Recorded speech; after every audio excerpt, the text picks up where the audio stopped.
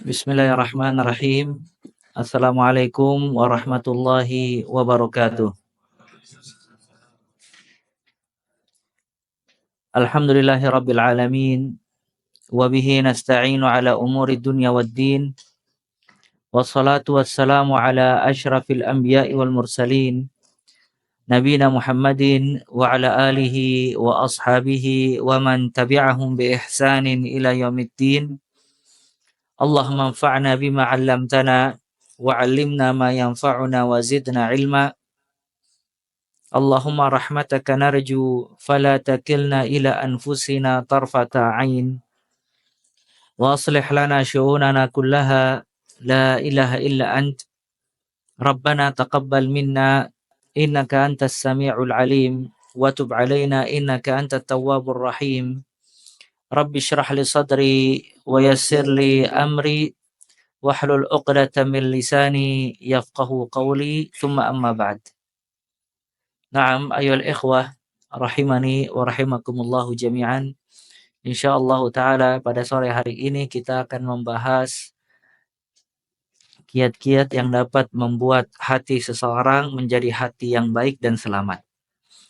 Karena manusia itu dengan hatinya, dan hati dia dilihat oleh Allah Azza wa Jalla. Dan nanti di akhirat seseorang itu akan berjumpa kepada Allah Azza wa Jalla sebagaimana keadaan hati dia di dunia. Allah Ta'ala berfirman, Yaum la yanfa'u malun wala banun. Nanti pada hari kiamat tidak bermanfaat anak dan juga harta. Illa man atallaha biqalbin salim. Kecuali yang berjumpa kepada Allah Azza wa Jal dengan hati yang selamat. Maka ayat ini menunjukkan pentingnya seseorang memiliki qalbun salim, hati yang selamat. Karena hati yang selamat itu kiat keselamatan dia untuk berjumpa dengan Allah Subhanahu wa ta'ala. Dan juga Nabi Muhammad sallallahu alaihi wa alihi wasallam menjelaskan di dalam hadis, kalau hati itu penentu semua kebaikan. Apabila hati seseorang baik, maka akan baik semua anggota tubuhnya. Dan apabila hati seseorang buruk, maka akan buruk semua perilaku dan anggota tubuhnya. Nabi SAW bersabda, Ala wa inna fil jasadi mudghah. Idza salahat, salahal jasadu kulluh. Wa idza fasadat, fasadal jasadu kulluh. Ala wahyal qalb. Ketahuilah, di dalam tubuh kita itu ada segumpal daging. Idza saluhat, saluhal jasadu kulluh. Apabila segumpal daging ini baik, maka semua anggota badannya akan baik. Wa idza fasadat, fasadal jasadu kulluh. Kalau misalnya segumpal daging ini buruk, maka semuanya akan buruk. Ala wahyal qalb. Segumpal daging ini adalah hati. Maka hadis ini menunjukkan kalau hati dia memiliki peran penting di dalam memperbaiki semua kehidupan kita. Apabila seseorang memiliki hati yang baik, maka kebaikan hati itu membawa kebaikan pandangan, kebaikan pendengaran, kebaikan ucapan, kebaikan perilaku, dan seterusnya. Begitu juga sebaliknya. Kalau hati seseorang buruk, maka keburukan hati ini akan membawa kepada keburukan pandangan dia, keburukan pendengaran dia, sedikitnya taufik dan bantuan dari Allah Azza wa Jal, ya, dan seterusnya. Ya, dan Nabi SAW juga mengajarkan kepada kita beberapa doa agar kita meminta hati yang baik dan juga berlindung dari hati yang buruk.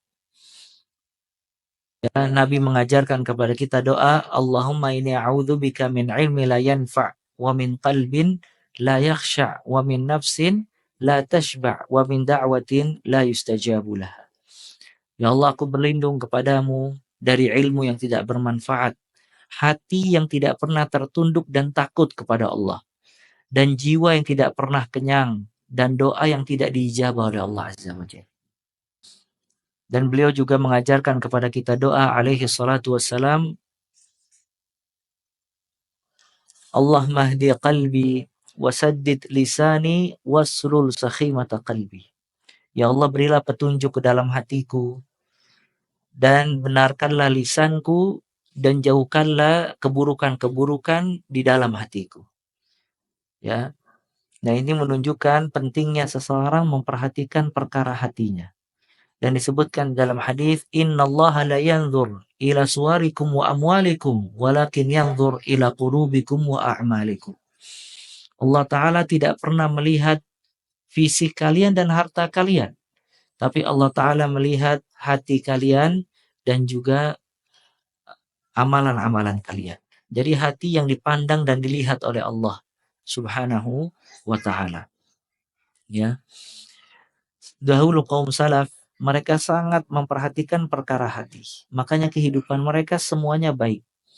Karena mereka memperhatikan perkara hatinya, maka membawa kepada kebaikan semua urusannya. Sebagian mereka berkata, ajaban minan nas, yabkuna ala man mata jasadu, wala yabkuna ala man mata qalb, wahuwa asyad. Sungguh menakjubkan perkara manusia ini, dia menangisi orang yang mati jasadnya, tapi tidak menangisi orang yang mati hatinya. Wahuwa asyad. Orang yang mati hatinya lebih parah dibandingkan orang yang mati jasadnya. Karena jasad ujungnya itu menjadi bangkai. Namun hati kalau misalnya dimatikan oleh Allah Azza wa Jal, maka dia sudah mati walaupun jasadnya masih hidup. Ya, sebagaimana orang kafir, Allah berfirman tentang keadaan mereka, amwat ghairu ahya. Mereka ini orang-orang mati tidak hidup, padahal mereka hidup. Cuman Allah mengatakan mereka amwat, orang-orang yang mati. Kenapa? Karena tidak ada fungsinya ketika mereka hidup apabila memiliki hati yang mati dengan kekufuran tadi. Ya, maka di sini al-inayah, perhatian terhadap perkara hati. Dan Ibnu Rajab rahimahullah, beliau banyak sekali risalah yang membahas masalah ini. Ibnul Qayyim juga membahas masalah ini, begitu juga gurunya Ibnu Taimiyah rahmatullah alaihim. Dan sore ini kita akan membahas risalah Ibnu Rajab rahimahullah yang berjudul Dzam Qaswatil Qalb. Buruknya hati yang keras. Karena hati itu bisa mengeras. Dan hati yang keras itu keburukan bagi seseorang. Maka risalah ini ditulis oleh beliau ya, yang berjudul Dzam Qaswatil Qalb. Ancaman dan keburukan bagi orang yang memiliki hati yang keras. Beliau menjelaskan kalau hati yang keras ini dicela oleh Allah di dalam Al-Qur'anul Karim, ada banyak ayat. Allah mencela orang-orang yang memiliki hati yang keras. Seperti firman Allah dalam surat Al-Baqarah ayat 74. Allah Ta'ala berfirman, "Tsumma qasat qulubukum min ba'di dzalik fahiya kal hijarati aw ashaddu qaswah." Kemudian hati kalian itu menjadi keras. Setelah itu, maka kerasnya itu seperti batu atau bahkan lebih keras dibandingkan batu. Kal hijarati aw ashaddu qaswah. Lebih keras dari batu. Ayat ini menunjukkan buruknya atau ancaman bagi orang yang memiliki hati yang keras. Dan hati itu bisa keras. Bahkan lebih keras dibandingkan batu. Dan Allah juga berfirman dalam surat Al-Hadid ayat 16. Menganjurkan orang-orang yang beriman untuk memiliki hati yang lembut dan tertunduk kepada Allah Azza wa Jalla. Allah berfirman, "Alam ya'ni lilladzina amanu an takhsha'a qulubuhum li dzikrillah wa ma nazala minal haqq wa la yakunu kalladzina utul kitaba min qabl fatala 'alaihimul amad faqasat qulubuhum." Kata Allah Azza wa Jalla dalam surat Al-Hadid, bukankah telah datang waktunya bagi orang-orang yang beriman agar hati mereka tertunduk dengan mengingat Allah Azza wa Jalla. Disuruh orang-orang yang beriman hatinya itu tertunduk dengan mengingat Allah. Dan hati itu yang baik apabila mengingat Allah bergetar dan takut. Sebagaimana firman Allah, "Idza innamal mu'minuna alladzina idza dzukirallahu wajilat qulubuhum." Orang-orang yang beriman itu kalau diingatkan tentang Allah bergetar hati mereka. Wa idza tuliyat alaihim ayatuhu zadatuhum imana. Kalau dibacakan kepada mereka ayat-ayat Allah bertambah imannya. Itu menunjukkan tanda hati yang baik. Kalau diingatkan kepada Allah wajilat bergetar. Kalau dibacakan ayat-ayat Allah bertambah iman. Maka kata Allah, alam ya'ni lillazina amanu an takhsha'a qulubuhum li dzikrillah. Bukanlah telah datang Waktunya bagi orang-orang yang beriman agar hati mereka tertunduk dengan mengingat Allah Azza wa Jalla. Wa ma nazala minal haq, dan bertunduk dengan hak yang diturunkan oleh Allah Azza wa Jalla. Kemudian Allah melarang kita menyerupai orang-orang ahlul kitab. Kata Allah Azza wa Jalla, "Wa la yakunu kalladzina utul kitab min qabl." Jangan sampai seperti ahlul kitab sebelumnya. Ya. Fatala alaihimul amad, mereka berkepanjangan di dalam berbuat maksiat itu, faqasat qulubuhum, maka hati mereka mengeras. Jadi karena mereka banyak berbuat dosa, banyak meninggalkan Allah, banyak menyelisihi para nabi, banyak mengingkari kitab-kitab yang diturunkan kepada mereka, maka qasat qulubuhum, hati mereka itu menjadi keras. Ayat ini melarang kita untuk menyerupai ahlul kitab. Jadi menyerupai ahlul kitab itu bukan hanya secara zahir. Tidak boleh menyerupai ahlul kitab secara batin. Secara zahir seperti kita nggak boleh serupa dengan rambut mereka, pakaian mereka, logat mereka, dan yang lainnya. Begitu juga secara batin tidak boleh. Mereka itu punya penyakit qaswatul qulub. Ahlul kitab penyakitnya itu hatinya keras. Maka nggak boleh orang beriman hatinya keras sebagaimana kerasnya ahlul kitab. Dan hati ini kalau sudah keras, la ya'rif ma'rufan wa la yunkir munkaran. Dia sudah tidak tahu lagi mana ma'ruf, mana mungkar. Hati kalau semisalnya lembut, itu cepat menangis. Dan hati kalau lembut, cepat mengerjakan ketaatan. Dan hati ini kalau lembut, senang membaca Al-Quranul Karim. Dan hati ini kalau lembut, kemudian dimasukkan maksiat, maka dia terganggu. Seolah-olah ada yang kurang. Maka hatinya menyuruh dia untuk segera bertaubat kepada Allah Azza wa Jalla. Sedangkan hati kalau keras tidak merasakan apa-apa. Tidak tahu mana ma'ruf, tidak tahu mana mungkar. Sampai saking kerasnya hati dia tidak tersakiti lagi ketika berbuat maksiat kepada Allah Azza wa Jalla. Ya, tidak tersakiti lagi. Sebagian salaf berkata, ini perkataannya juga penting, tentang bahayanya orang yang berilmu kalau hatinya sudah keras. Qala ba'dus salaf, sebagian salaf berkata, la yakun asyadda qaswah min sahibil kitab idza qasa. Tidak ada lagi hati yang lebih keras daripada orang yang membaca kitab apabila sudah keras hatinya. Artinya orang kalau membaca kitab, belajar, menuntut ilmu syar'i, kemudian dihukum oleh Allah dengan kerasnya hati, itu keras hati dia tidak ada yang bisa mengalahkan dibandingkan orang lain. Antum bisa paham nggak? Orang awam kalau hatinya keras, kadangkala bisa lembut. Kenapa? Karena dia berbuat kesalahan dibangun di atas kebodohan, jahil. Namun kalau orang berilmu, nasallallahu alaihi, dia tahu hak, tahu kebenaran, dia tahu dalil, namun hak dan dalil tersebut tidak membuat hatinya lembut, maka dihukum oleh Allah dengan kerasnya hati. Dan hatinya kalau sudah keras, nggak bisa sama dengan kerasnya hati selain dari orang yang berilmu. Ya, maka di sini ancaman orang-orang yang berilmu itu jangan sampai hatinya keras. Tidak tertunduk dengan perintah Allah Azza wa Jalla. Karena dia kalau sudah keras hatinya bahaya. Sebagaimana ahlul kitab. Ahlul kitab itu diberikan ilmu oleh Allah Azza wa Jalla. Tapi dia yang pertama kali mengingkari Nabi Muhammad SAW. Dia yang membunuh para nabi dan menyelisihi para nabi. Padahal dia diberikan kitab oleh Allah Azza wa Jalla. Makanya ini bahayanya qaswatul qalb. Hati yang keras bagi orang-orang yang berilmu. Kemudian Nabi SAW juga bersabda, la tukthirul kalam bi ghairi zikrillah. Jangan kalian banyak bicara selain zikir kepada Allah. Jadi antara sebab nanti kita jelaskan yang membuat hati itu keras, kathratul kalam bila faidah. Banyak bicara tanpa faidah. Maka kata Nabi SAW, la tukthirul kalam bi ghairi zikrillah. Jangan kalian banyak bicara tanpa berzikir kepada Allah. Fa inna kathratal kalam bi ghairi zikrillah qaswatul qalb. Karena sesungguhnya banyak bicara tanpa mengingat Allah itu membuat hati keras. Wa inna ab'adan nas minallah al-qalbu al-qasi.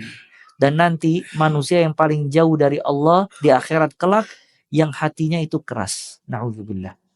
Ya. Dan ini hadis juga menunjukkan larangan hati keras.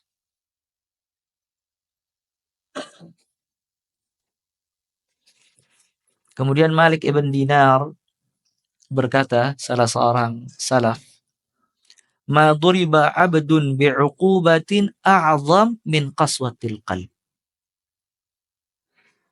Tidaklah seorang hamba diberi hukuman oleh Allah yang lebih besar dibandingkan hati yang keras. Jadi hukuman ini bermacam-macam. Ada hukuman fisik berupa penyakit, ada hukuman ekonomi berupa kesempitan harta, ada hukuman kesulitan hidup dan yang lainnya. Cuman di antara hukuman-hukuman Allah yang paling berat itu hukuman batin yang berkaitan dengan hati. Karena kalau hatinya keras, dia tidak bisa menerima takdir Allah Azza wa Jalla. Sedangkan orang yang dihukum oleh Allah fisiknya selain dari batin, itu bisa menerima takdir Allah dan sabar kalau hatinya itu baik. Bahkan bisa menjadi kenikmatan kalau dia menerima takdir Allah. Namun kalau hati itu sudah keras, itu hukuman yang paling terberat. Ya, maka hati keras ini hukuman dari Allah. Ya, dan itu hukuman yang paling berat yang Allah berikan kepada seorang hamba. Sebagaimana perkataan Malik ibn Dinar. Ya, maka hukuman yang paling berat dan siksaan yang paling berat di dunia bagi seorang hamba, dia memiliki hati yang keras. Ya, makanya di sini anjuran kita memperhatikan hati kita, ya, agar bisa menjadi lembut. Hudzaifah Al-Mar'ashi, salah seorang salaf juga berkata, "Ma usiba ahadun bi musibatin a'zam min qasawati qalbi." Tidaklah seorang hamba dikasih musibah yang lebih besar dibandingkan kekerasan hatinya. Jadi lihat, uqubah, hukuman yang terbesar, hati yang keras. Musibah yang terbesar, hati yang keras bagi seorang hamba. Ya, jadi kalau dia atau seseorang memiliki hati yang keras, qasawatul qulub, maka itu hukuman terberat bagi dirinya dan musibah terbesar bagi dirinya. Kemudian Ibnu Rajab menjelaskan beberapa perkara yang dapat mengeraskan hati. Ini antum catat. Ya, perkara-perkara yang dapat mengeraskan hati. Kata beliau, wa amma asbabul qaswah fakathiratun. Adapun sebab-sebab yang membuat hati itu keras sangat banyak. Yang pertama, kasratul kalam bi ghairi dzikrillah. Banyak bicara tanpa berzikir kepada Allah Azza wa Jalla. Banyak bicara tanpa berzikir dan mengingat Allah Subhanahu wa taala. Ya, ini banyak bicara, ya. Itu mengeraskan hati. Makanya hukum dasarnya bicara itu apabila ada manfaat. Kalau tidak ada manfaat, lebih baik apa? Diam. Kata Nabi SAW, "Man kana yu'minu billahi wal yaumil akhir falyaqul khairan aw liyasmut." Barang siapa yang beriman kepada Allah dan hari akhir, ucapkanlah yang baik atau diam. Dalam hadis yang lain, beliau bersabda alaihi salatu wassalam, "Man samata naja." Orang yang diam itu selamat. Ya, makanya jangan diberatkan hati dengan banyak bicara. Dan sekarang ini bicara sedikit, banyak apa? Banyak ngetik. Ya, ngetik ini juga sama, punya hukum bicara dia.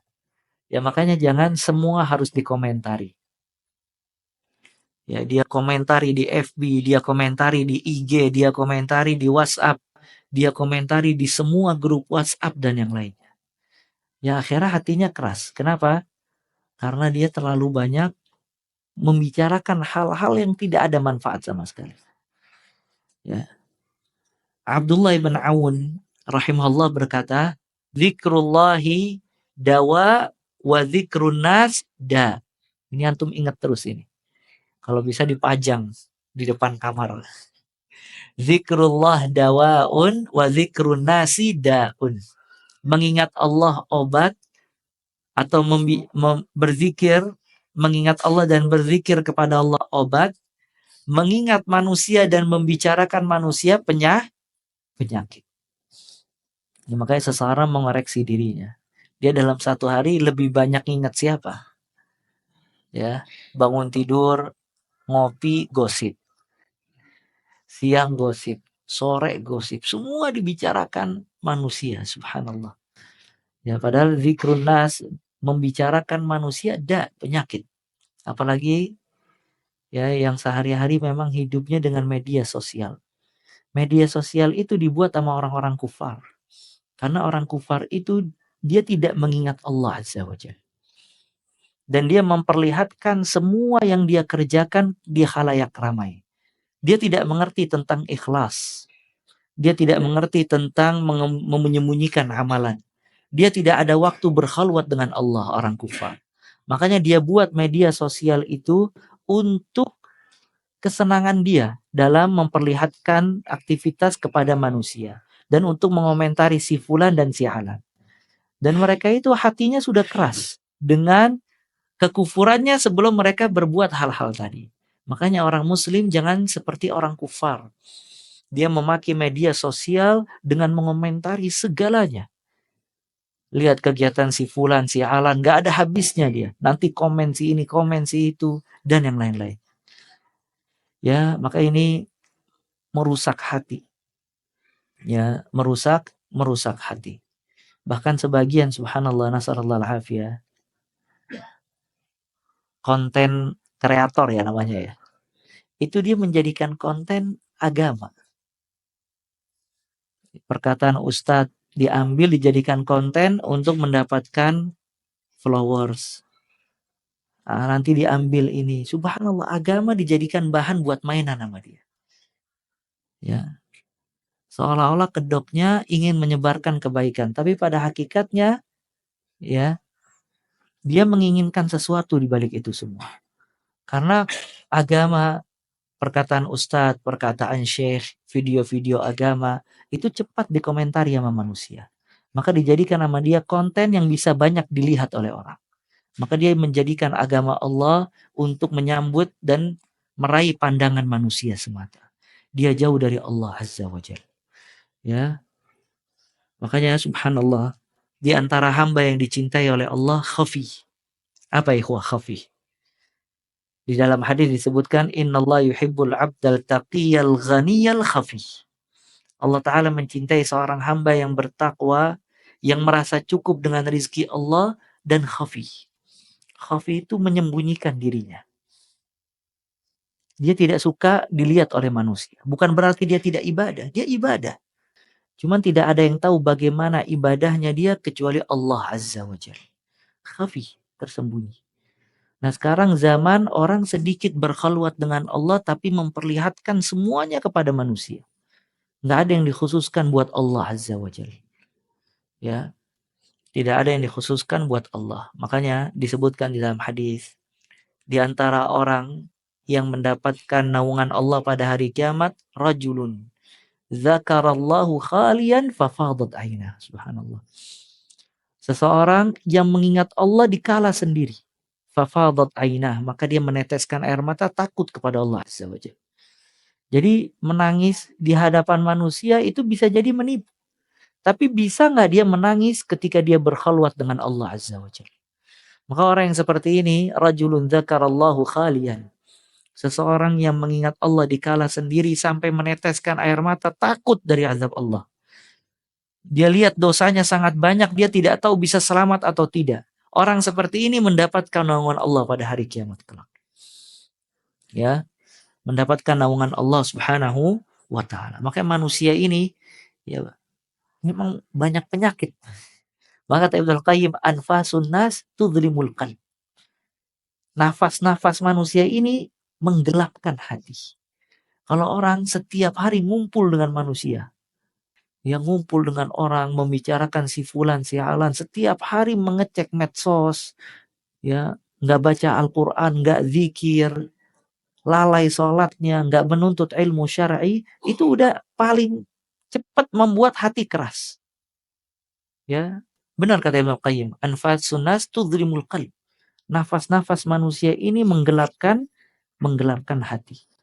Ya makanya kalau seseorang punya waktu untuk Allah, punya waktu untuk manusia, punya waktu untuk menuntut ilmu, rapih waktunya, yaitu kiat cepat untuk melembutkan hatinya. Ya, dan ini kita pernah bahas di Masjid Asy-Syifa tentang perkataan Ibnu Taimiyah rahimahullah.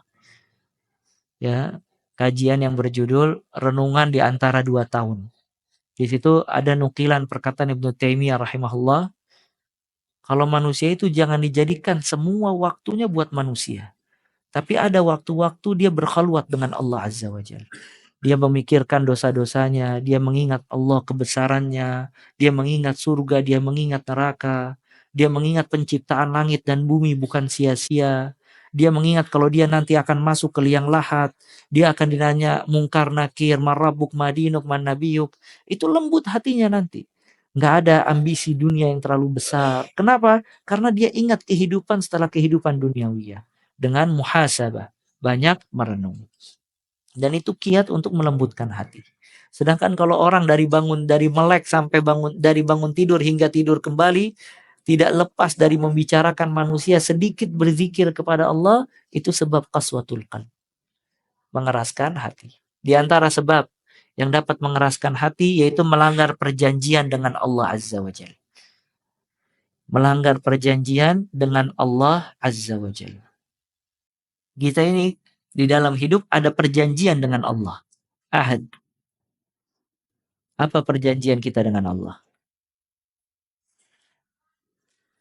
Perjanjian kita dengan Allah yaitu mengerjakan perintah, menjauhi larangan.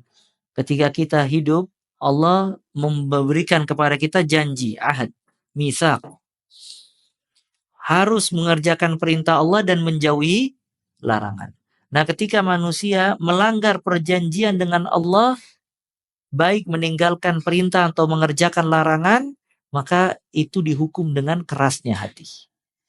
Dalilnya surat Al-Maidah ayat 13. Ahlul kitab dia melanggar perjanjian dengan Allah. Kata Allah Azza wa Jal, "Fabima naqdihim mitsaqahum la'annahum wa ja'alna qulubahum qasiyah." Ketika mereka melanggar janji-janji mereka, maksudnya janji dengan Allah, mereka meninggalkan perintah dan mengerjakan larangan, maka kata Allah, la'annahum, kami laknat mereka. Wa ja'alna qulubahum qasiyah. Kami jadikan hati mereka itu keras. Karena dia melanggar janji. Akhirnya dijadikan hatinya keras. Ya. Ibn Aqil pernah berkata, "Ya man yajid man qalbahu qaswah. Ihzar an takuna naqatta ahdan. Fa inna Allah yaqul fa bima naqdihim mitsaqahu." Kata Ibn Aqil rahimahullah, wahai siapa saja yang merasa hatinya keras, hati-hati. Mungkin kau telah melanggar janji Allah Azza wa Jalla. Kemudian dia membaca perkataan tersebut, ya, ketika mereka melanggar perjanjian dengan Allah, kami laknat dan kami jadikan hatinya keras. Nah, sebagaimana melanggar janji Allah, perjanjian dengan Allah mengeraskan hati, maka mengerjakan dan menunaikan hak dan janji Allah melembutkan hati. Dan subhanallah ya ikhwah, Allah Ta'ala di antara namanya Asy-Syakur. Di antara nama Allah Asy-Syakur. Apa Asy-Syakur? Asy-Syakur artinya apa? Ya lihat, nama Allah itu ada Asy-Syakur, ada As-Sabur. Asy-Syakur dan As-Sabur. Asy-Syakur yang maha bersyukur. As-Sabur yang maha bersabar. Apa maksud dari nama Allah Asy-Syakur?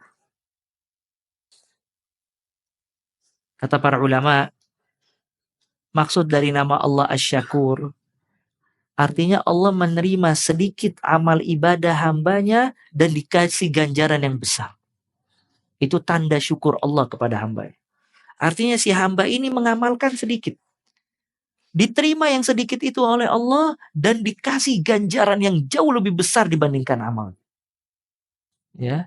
Jadi kalau semisalnya amalan kecil, kalau kita kerja sama manusia, semakin kita sedikit kerja, gaji semakin kecil. Semakin kita banyak waktu kerjanya, semakin besar gajinya. Itu hubungan dengan tapi Allah tidak, subhanallah. Allah Asy-Syakur. Manusia mengamalkan sedikit, diterima oleh Allah, dikasih ganjaran yang jauh lebih besar dibandingkan amalannya. Dibandingkan amalannya jauh lebih besar pahalanya. Ya, maka itu tanda rahmat dan kebaikan Allah kepada hambanya. Kalau seandainya setiap segala sesuatu cuma dihitung, maka mungkin kita nggak bisa selamat. Karena ibadah kita sedikit. Kalau ibadah ganjaran sama ibadahnya dihitung rata, mungkin sulit kita buat selamat. Tapi lihat Allah syakur. Allah terima yang sedikit ini dikasih ganjaran yang jauh lebih besar dibandingkan amalannya. Makanya kata Ibnu Taimiyah rahimahullah, "Idza amilta lillah ta'ah, lam tajid laha fi qalbika ladzatan fattahim nafsak fa inna rabb syakur." Ini perkataannya bagus. Kata Ibnu Taimiyah rahimahullah, kalau kamu mengamalkan ketaatan untuk Allah, kemudian kamu tidak menemukan di dalam hati kamu ada ketenangan. Dia beramal untuk Allah, tapi hatinya tidak tenang setelah beramal. Maka kata Ibnu Taimiyah, fattahim nafsak. Salahkan dirimu, fa inna rabb syakur. Karena Allah itu maha bersyukur. Artinya pasti kalau kamu beramal untuk Allah, dikasih ganjaran yang jauh lebih besar dibandingkan amalanmu. Di antara bentuk ganjarannya, dikasih ketenangan hati. Makanya orang kalau pengen tenang hatinya, ibadah. Qillatul ibadah, sedikit ibadah itu membuat hati goncang. Ya makanya sekarang ini orang sedikit-sedikit tukang ruqyah. Sedikit-sedikit tukang ruqyah. Sebenarnya dia nggak ada jin, tapi dia sedikit ibadah. Sedikit ibadah akhirnya nggak ada taufik dari Allah. Sedikit ibadah akhirnya tidak ada ketenangan jiwa. Maka kalau kita mengerjakan ketaatan hatta sedikit, mesti ada dampak di dalam hati. Karena Allah menamakan dirinya dengan asy-syakur. Dan bagaimana kalau seseorang beramal dengan sungguh-sungguh. Makanya lihat, orang selepas dari bulan Ramadan semuanya jadi orang baik. Kalau ibadahnya benar ya. Semuanya jadi baik. Banyak nangis, banyak nyapa orang. Kangen, ya Allah Ustadz, kangen masjid lagi. Pengen di masjid, pengen menghidupkan malam sama yang lainnya. Itu dampak dari kebaikan yang dia kerjakan. Ya, dikasih oleh Allah, dibalas oleh Allah dengan balasan yang besar. Nah, maka ketika dia melanggar perjanjian dengan Allah, dikeraskan hatinya oleh Allah Azza wa Jalla. Ya. Kemudian juga di antara sebab yang dapat mengeraskan hati, kata Ibnu Rajab rahimahullah, kasratud dhahak, banyak tertawa. Kasratu ad-dhahak, banyak tertawa.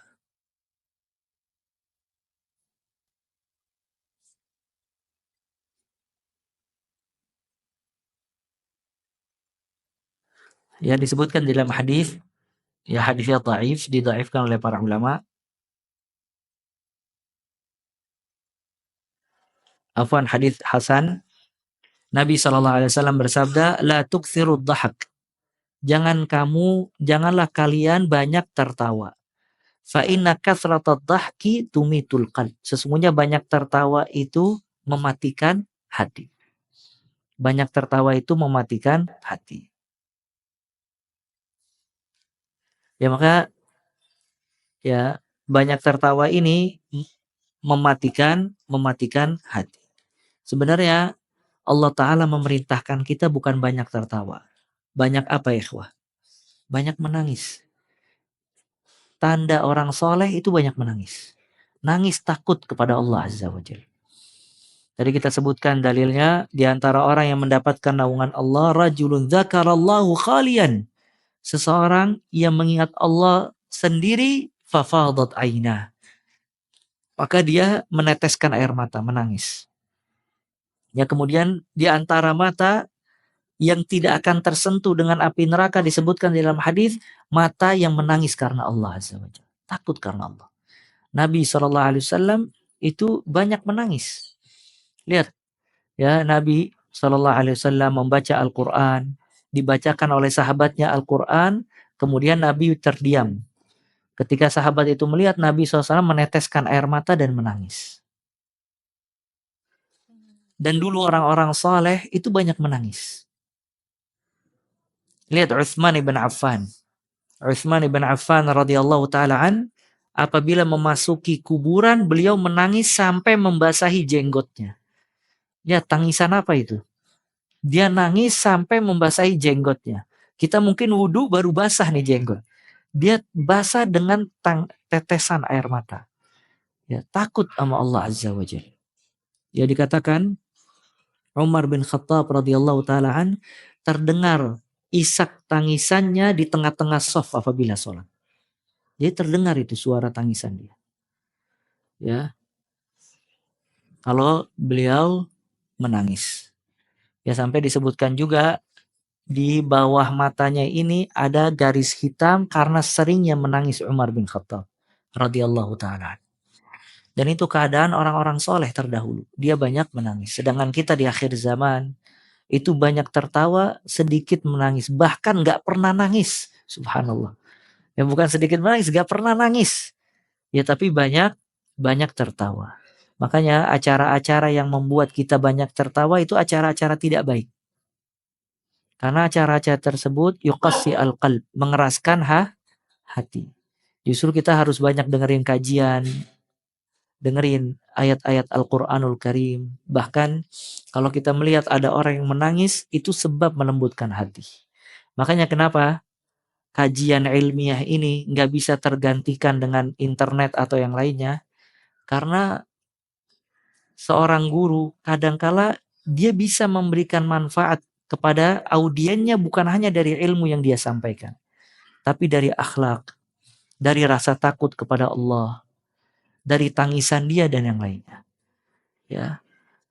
Ibnul Jauzi rahimahullah pernah berkata, "Ataitu ila Abi Abdillah." Aku pernah datang kepada guruku namanya Abu Abdillah. Fata'asartu bibukaihi aksar min darsih.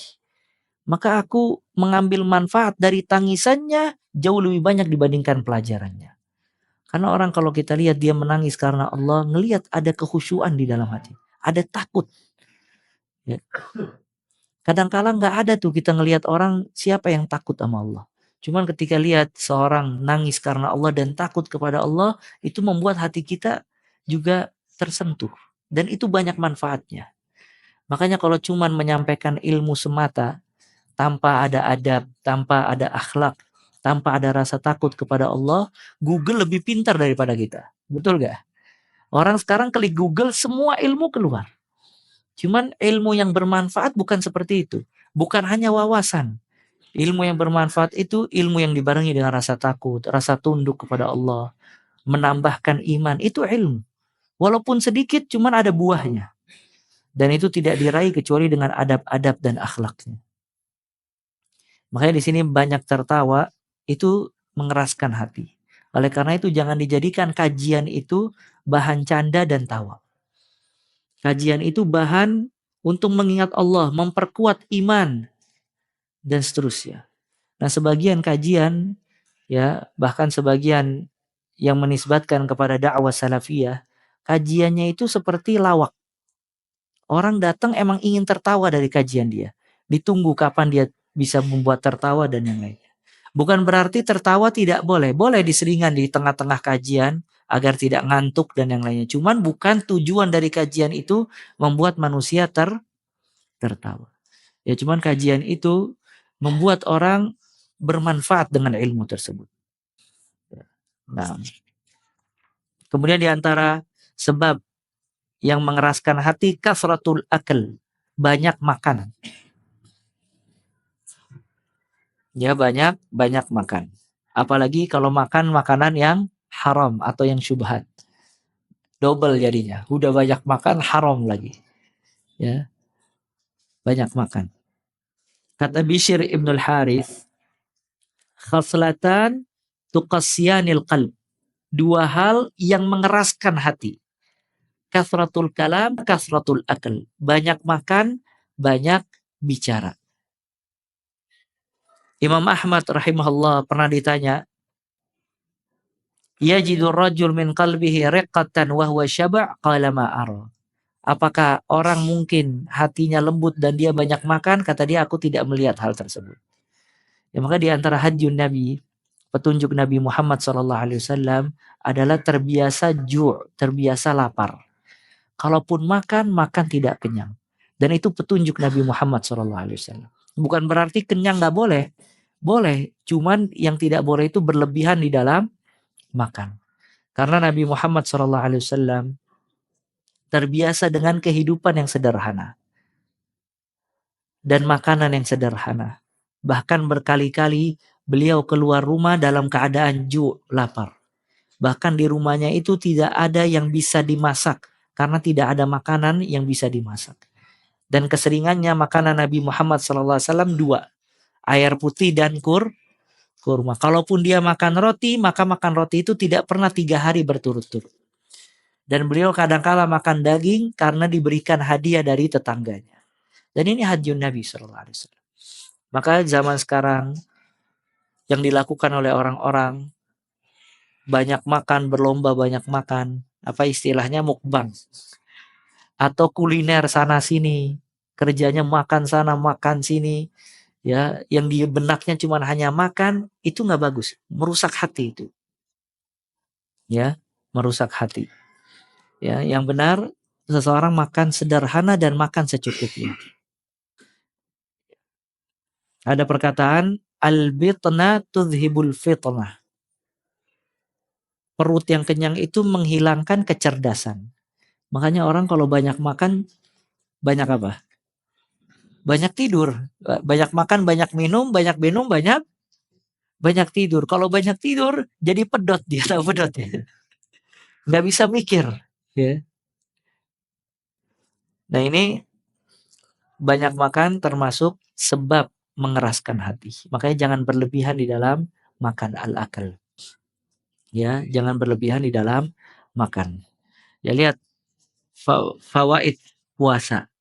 Ya lihat puasa itu diantara faidahnya bisa membantu seseorang mengerjakan ketaatan. Karena perut ketika kosong itu jauh dari maksiat dan bisa menahan syahwat. Sedangkan perut itu kalau kenyang dekat kepada maksiat dan lebih banyak berbuat syahwat. Makanya disuruh oleh Allah puasa di bulan Ramadan dan disuruh beribadah. Karena puasa itu diantara sebab dia giat ibadah di bulan Ramadan.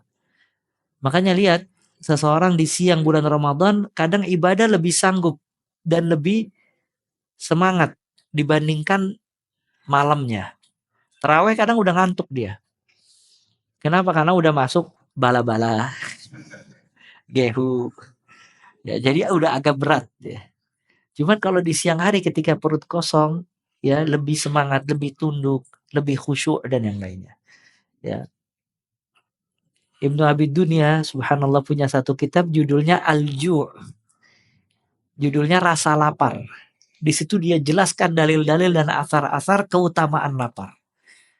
Jadi lapar ini banyak keutamaan. Ya. Cuman orang-orang sekarang lebih menitik beratkannya di dalam kesehatan aja. Sampai sebagian pakar kesehatan, anak suka baca dan lihat, dianjurkan puasa, seseorang itu puasa 72 jam. Itu kalau dia bisa puasa 72 jam, itu bagus ke organnya. Cuman puasa ini puasa basah kalau istilah mereka. Boleh minum, nggak boleh makan. Karena orang itu tidak akan mati kalau dia tidak makan, tapi dia mati kalau tidak minum. Lihat, dia baru nemukan sekarang, sedangkan Islam dari zaman dahulu sudah menganjurkan apa? Puasa. Dan tidak boleh banyak makan. Ya subhanallah. Bukan hanya ke badan, dia cuma memperhatikan fisik. Islam memperhatikan larangan banyak makan bukan hanya fisik saja, tapi kebaikan hati. Ya, ini menunjukkan kalau agama kita syamil mutasyamil. Dia sempurna. Yang kewajiban kita hanya mempelajari saja. Mengkaji dan menggali kesempurnaan Islam ini. Ya. Kemudian di antara sebab yang mengeraskan hati kasratul dzunub, banyak dosa. Ya, kasratu az-dzunub.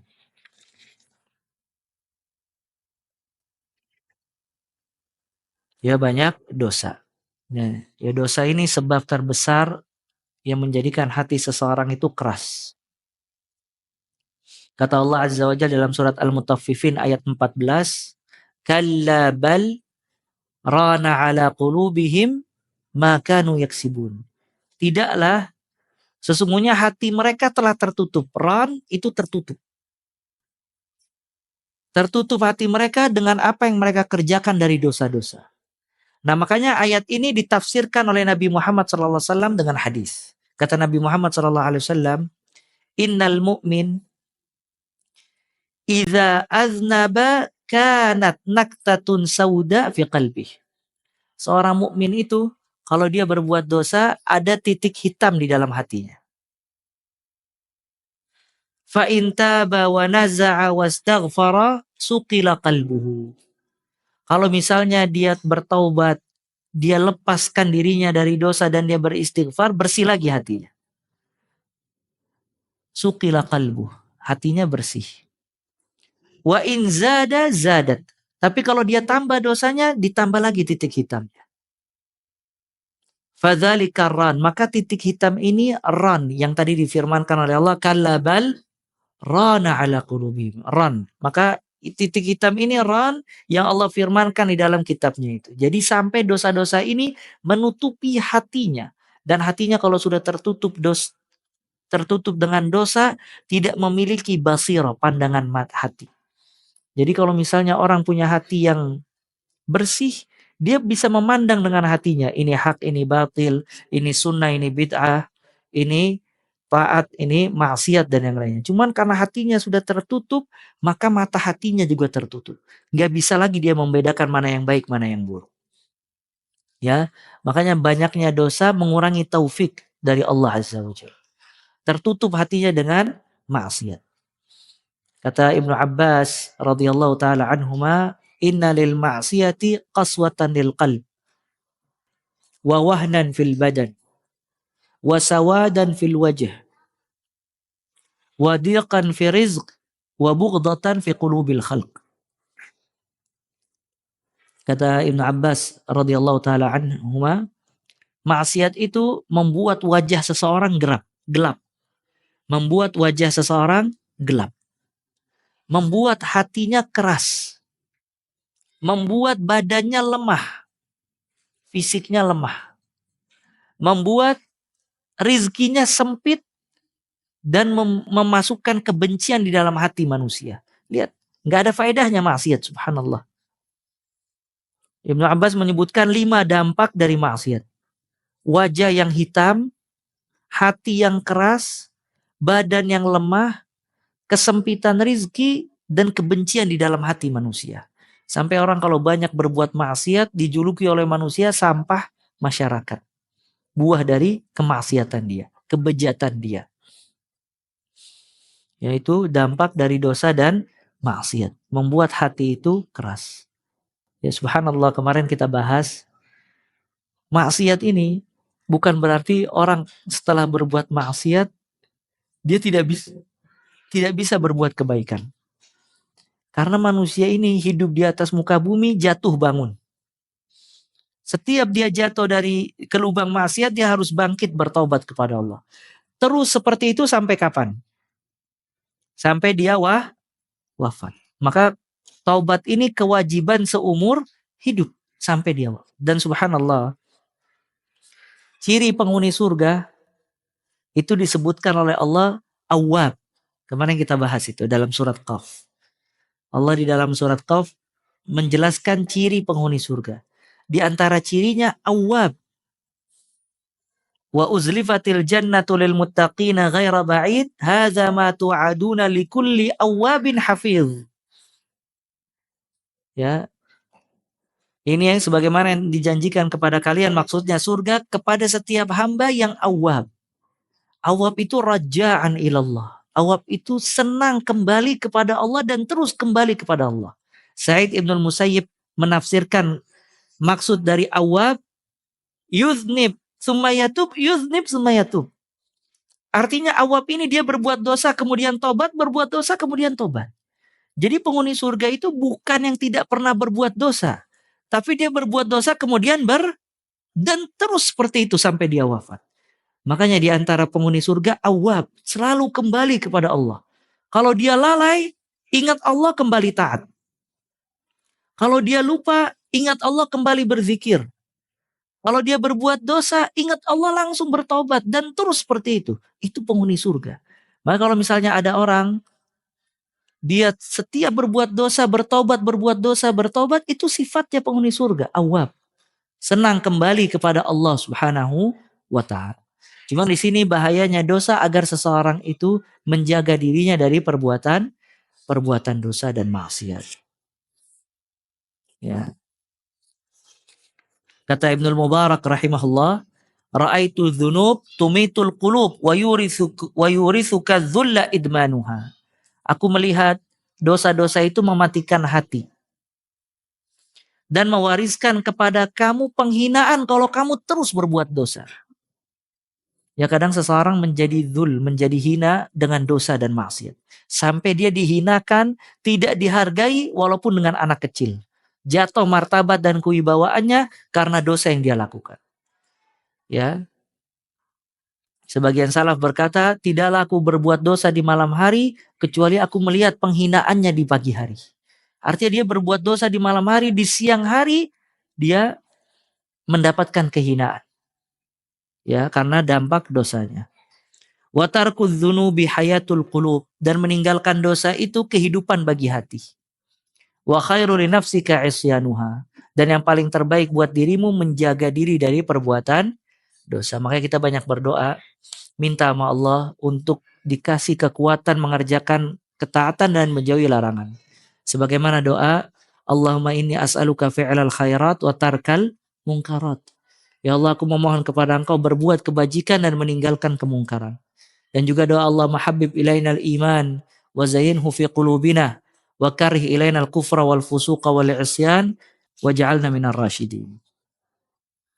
Nah, kemudian sebelum kita tutup ya, kiat-kiat melembutkan hati. Di sini juga Ibnu Rajab menjelaskan apa aja kiat-kiat melembutkan hati. Ada beberapa, cuman kita jelaskan secara umum saja karena keterbatasan waktu. Di antara kiat yang dapat melembutkan hati, yang pertama banyak mengingat Allah Azza wa Jal dengan hati dan lisan. Banyak mengingat Allah dengan hati dan lisan.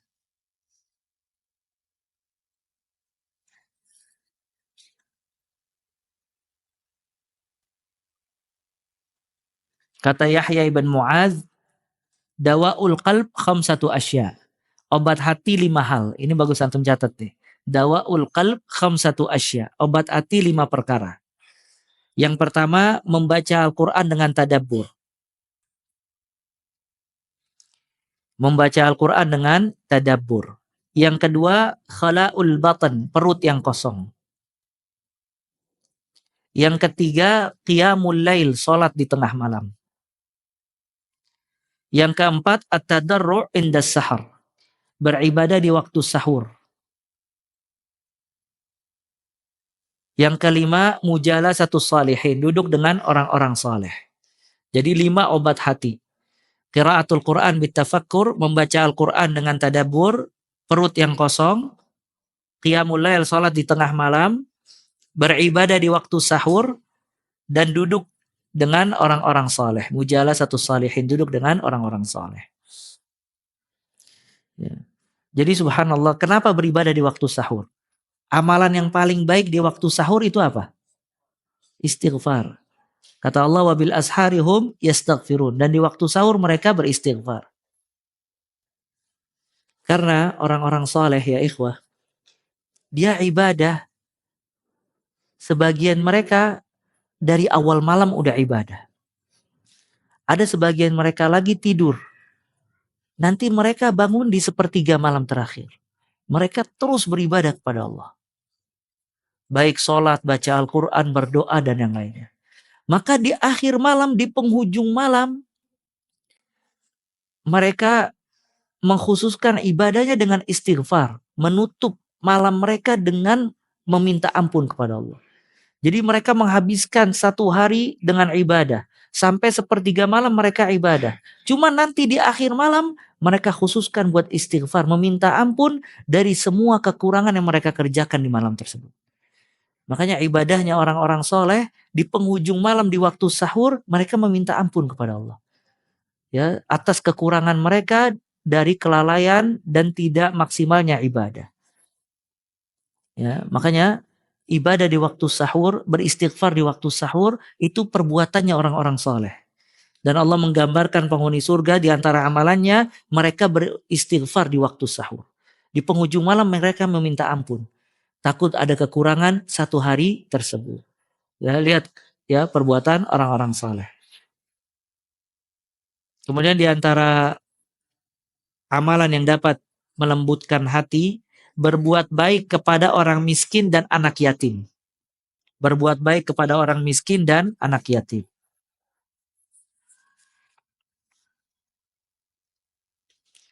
Ya, beliau membawakan banyak perkataan hadis-hadis dan perkataan ulama. Cuma di sini kita ingin menjelaskan kenapa berbuat baik dengan anak yatim dan orang miskin melembutkan hati. Karena seseorang ketika duduk dengan orang miskin, dia melihat kelemahan manusia dan melihat kebesaran Allah Azza wa Jalla. Dia lihat subhanallah manusia lemah. Dia tidak memiliki apapun juga. Dia lihat anak yatim ketika bapaknya tiada, dia tidak ada nafkah. Harus dinafkahi. Maka dari sisi itu lembut hatinya. Kalau manusia tidak memiliki daya upaya, Allah Ta'ala yang maha kuat satu-satunya. Kemudian dengan duduk dengan orang miskin dan orang tidak mampu, itu melihat nikmat Allah pada diri kita besar. Maka kita banyak bersyukur kepada Allah. Di tengah-tengah lihat orang butuh makan, kita punya makanan.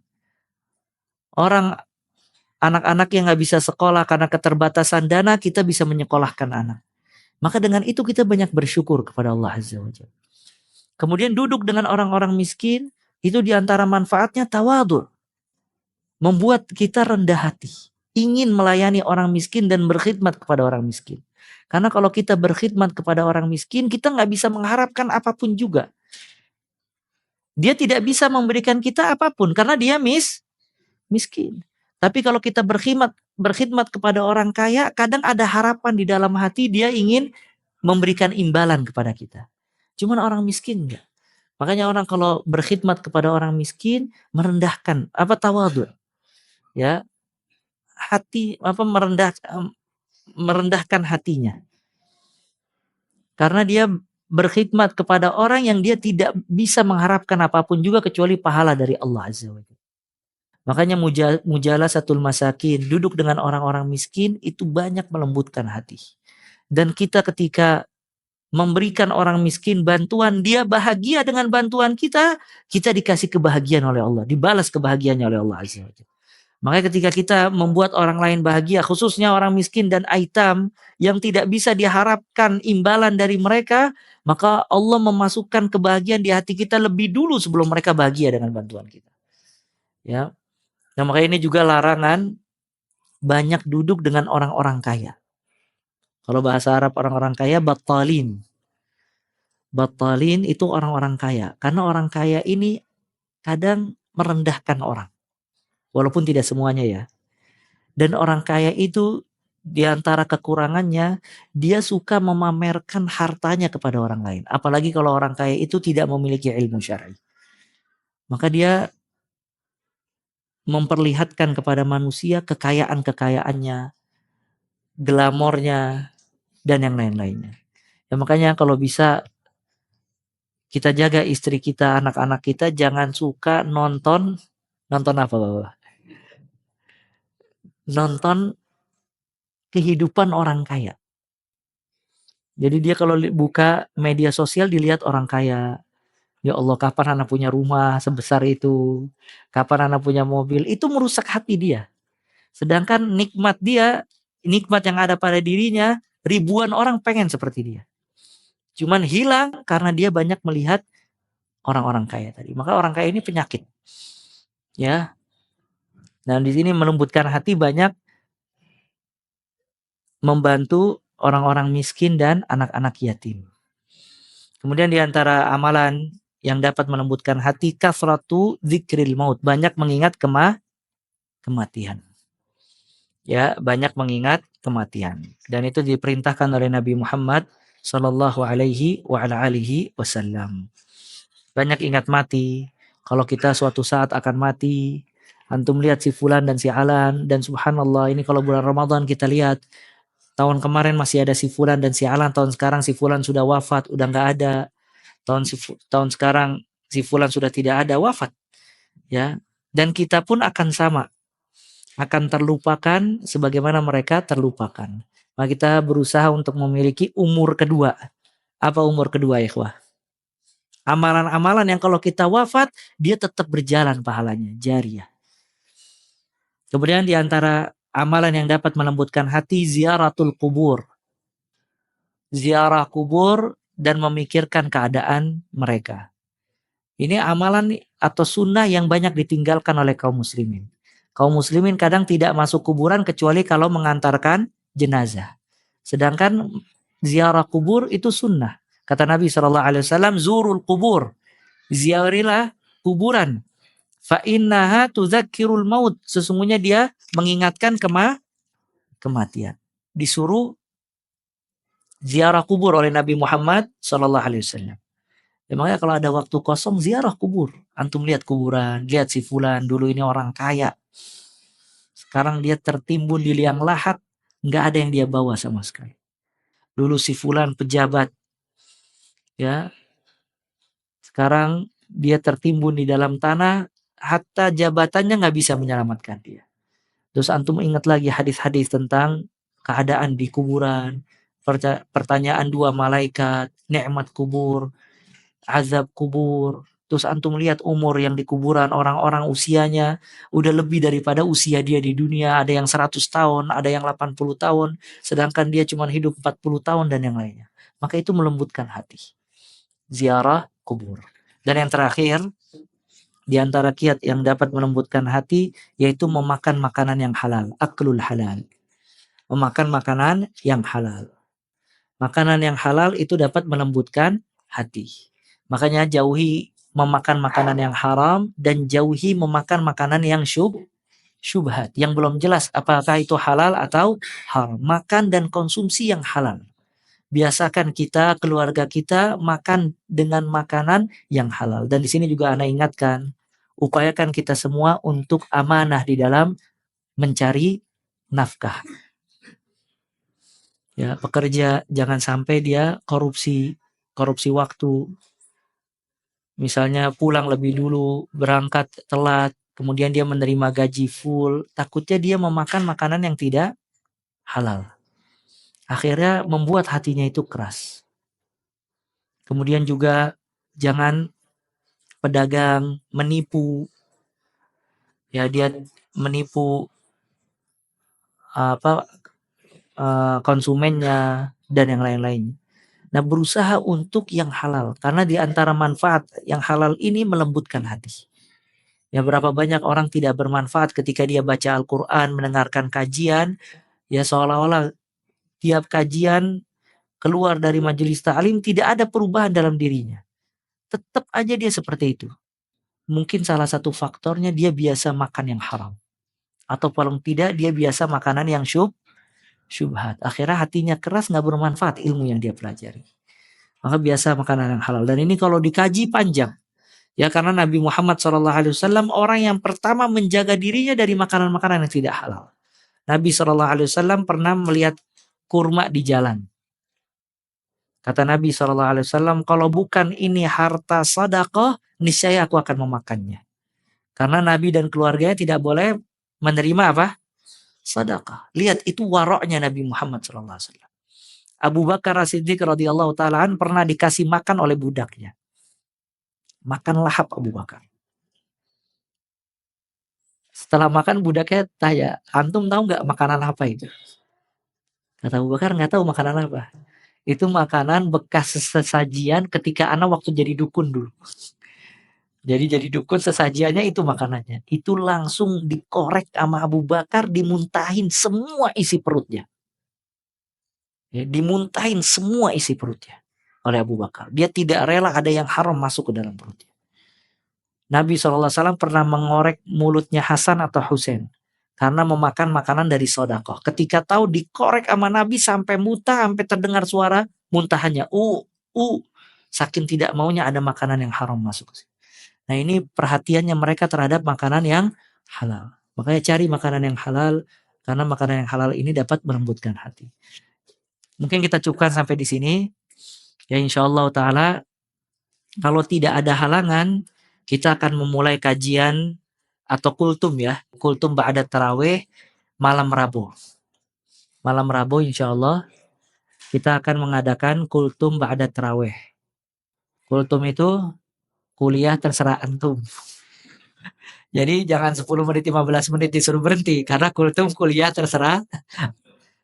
Maksudnya kultum di sini kita cuma membahas sedikit 15 menit atau paling lama 20 menit ba'da tarawih.